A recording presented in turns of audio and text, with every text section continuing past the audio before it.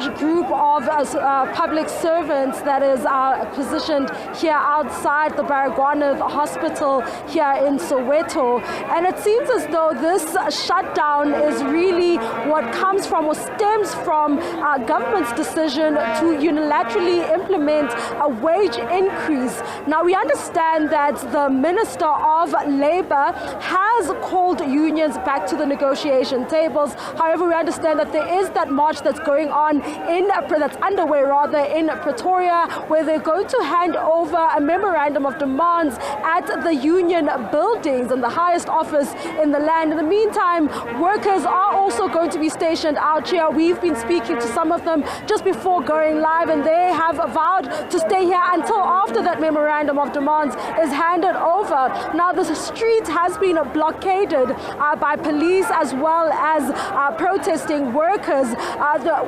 While patients are able to access the hospital and go inside and get medical health care, it seems as though the roads rather have been closed off. I'm joined by Nahal's organizer, regional organizer, who's going to tell us about why it is they have decided to come here. Hi, sir. Thank you so much for speaking to us. A lot of people have gone to Pretoria. Why have you decided not to join the Pretoria march, but to stay here? 5 buses are already gone from here, so we couldn't accommodate everybody due to everybody decided to come out. We anticipated 1,000 people, but as you could see, almost the entire workforce came out. This is it shows that employees are angry, are not happy. They are here in defense of a collective bargaining that is under attack from the employer. Now, talk to us about the workers who are here, because we do understand that there are some essential service workers who might not be allowed to go on strike. Yes, everybody's here. Nurses, clerks, porters, even doctors, everybody's here. But we know that some of them are in essential service. Yes, not everybody's here, but there are those who are left inside to take care of patients. But this is just to show that people are not happy. It's an act of defiance, because when you are angry and when you are thirsty or when you are hungry, you can do anything. Because a collective bargaining is under attack, hence they all came out to defend. When you say collective bargaining is under attack, are you able to elaborate as to what was decided during the collective bargaining process and why it is that the unions haven't quite gone back to the table to hear out the Labour Minister, who has seemingly come forward with a new offer? It started in 2020 when employer decided to renegade from a signed and a collective agreement, which they refused actually to implement the last leg. That is where all these things started. Since 2020, workers never received any increase. Last year they were just given a gratuity which does not have any impact on their pension fund. So clearly, employers not prepared anymore to negotiate. They just want workers to work for free, which cannot be allowed. So we are all here, we are all going to Pretoria to go and defend collective bargaining. It is clear that moving forward, if we don't take a stand, it will continue as it is. Thank you so much for speaking to us.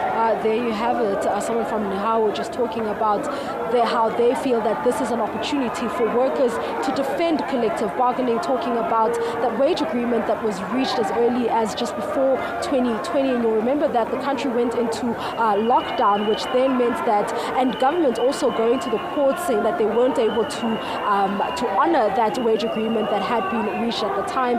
And workers' unions have been trying to get government to implement that wage agreement, to honor that wage agreement in the last 2 years. And today it seems as though it's the last straw for these workers to try and get an increase which they believe they are deserving of. They have demanded somewhere around a 10% increase.